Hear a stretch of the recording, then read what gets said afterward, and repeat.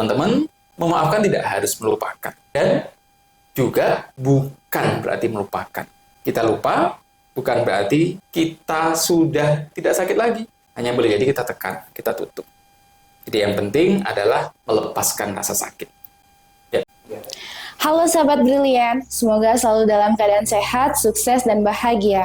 Pada kesempatan kali ini kita akan membahas topik yang sangat menarik, yaitu tentang memaafkan.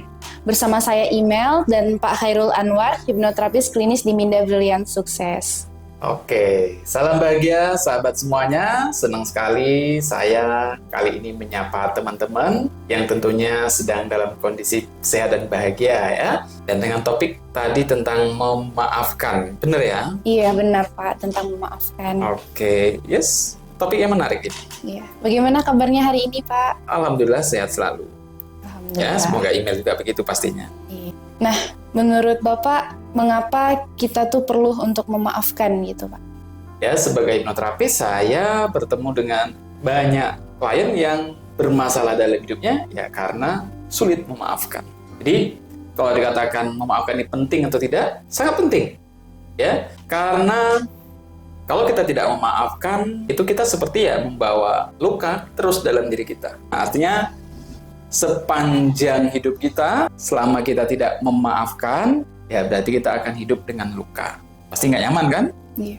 Nah, kalau misalnya gini Pak, ketika kita udah maafin orang itu, tapi rupanya orang tuh ngulangin kesalahan yang sama, itu gimana Pak? Ya, memaafkan ini hakikatnya bukan untuk orang lain. Memaafkan itu ya untuk diri kita. Karena kita memaafkan atau tidak, kan bukan untuk dia. Misalnya, kalau kita udah maafin, dia kemudian mengucapkan kata-kata kasar, melakukan tindakan yang negatif, ya memang kita memaafkan bukan berarti untuk mengubah perilakunya. Tapi memaafkan ini lebih untuk melepaskan. Melepaskan, ya tentu rasa sakitnya, luka tadi. Coba kalau kita tidak memaafkan, orang kita marah, kita benci itu, ya mungkin sudah nggak peduli, mungkin nggak ingat lagi. Tapi kita yang menyimpan marah, dendam, siapa yang rugi? Orang itu atau kita? Kita sendiri, Pak. Ya, jadi kalau begitu, memaafkan ini bukan untuk orang lain, tapi untuk diri kita. Jadi kalaupun dia kemudian melakukan lagi, tindakan lagi, yang merugikan, yang menyakiti, ya karena kita memang tidak punya kendali pada perilakunya, ucapannya.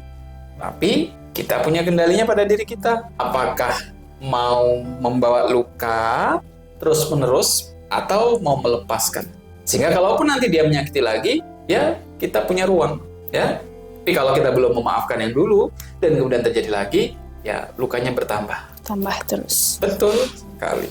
Bagaimana kalau misalnya kita udah maafin orang itu, Pak, tapi kita masih ingat gitu sama orangnya ataupun kejadian-kejadian yang buat kita tuh sulit untuk memaafkan gitu, Pak. Nah, memaafkan itu tidak sama dengan melupakan. Kita bisa memaafkan namun tetap ingat orangnya, kejadiannya.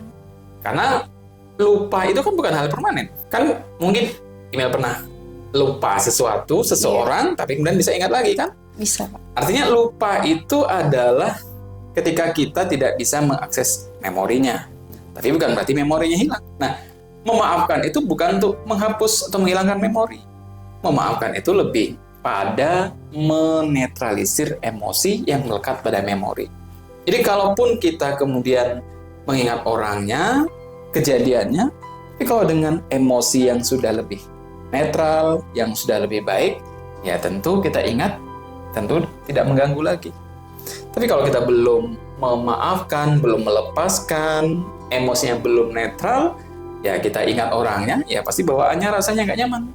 Itu kan? Iya. Nah, jadi sekali lagi, teman-teman, memaafkan tidak harus melupakan. Dan juga bukan berarti melupakan. Kita lupa, bukan berarti kita sudah tidak sakit lagi. Hanya boleh jadi kita tekan, kita tutup. Jadi yang penting adalah melepaskan rasa sakit. Ya, begitu Email. Nah, Sobat Brilian, sangat menarik kan?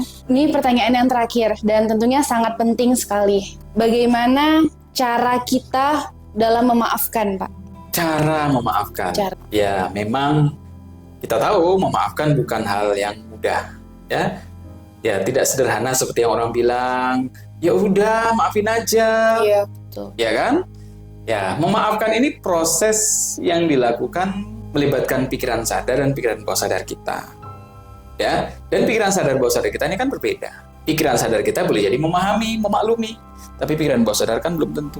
Nah, apa yang perlu dilakukan untuk memaafkan?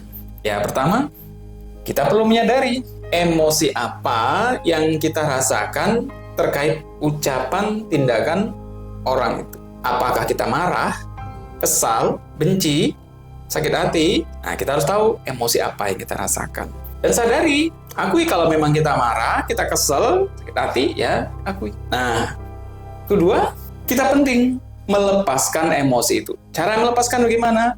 Bisa kita ungkapkan langsung ke orangnya. Oh, tapi kalau diungkapkan nanti jadi marah lagi, nanti jadi luka lagi. Oke, kalau belum berani mengungkapkan ke orangnya langsung, teman-teman boleh lakukan cara misalnya menulis. Ya, tulis apa yang dirasakan. Tulis di kertas, di pena, jangan nulis di status, ya. Ya, di status WhatsApp atau status Facebook, tulis saja di kertas dan pena. Ungkapkan apa yang dirasakan.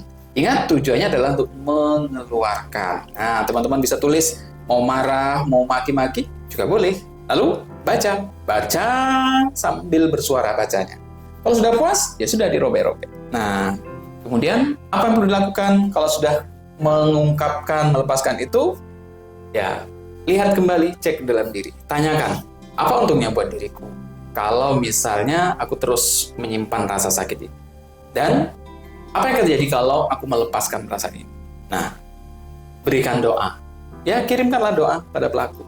Nah, kalau cara ini sudah dilakukan dan rasanya masih ada yang mengganjal, masih ada yang rasanya sakit juga, ya, hubungi profesional. Ya, boleh ke psikolog, boleh ke hipnoterapis yang bisa membantu untuk merilis emosi itu. Nah, karena memang seperti saya katakan tadi, memaafkan itu bukan hal sederhana. Jadi memang seringkali butuh cara, butuh teknik tertentu untuk kita benar-benar bisa melepaskan. Mungkin sebagian orang bisa melepaskan, memaafkannya tanpa bantuan orang lain. Tapi kalau lukanya terlalu sakit, terlalu dalam, ya, dan sulit untuk melepaskan, sulit untuk memaafkan sendiri, yes, mintalah bantuan orang lain. Ya, itu email. Oke, siap. Tentunya memaafkan itu sangat penting ya, sahabat brilian. Nah, pada tanggal 11 November 2023, kami dari Minda Brilian Sukses akan mengadakan mini workshop Inner Journey Menyembuhkan Luka Batin. Bagi sahabat brilian yang masih belum bisa memaafkan dirinya sendiri ataupun memaafkan orang lain, tentunya mini workshop ini sangat bermanfaat.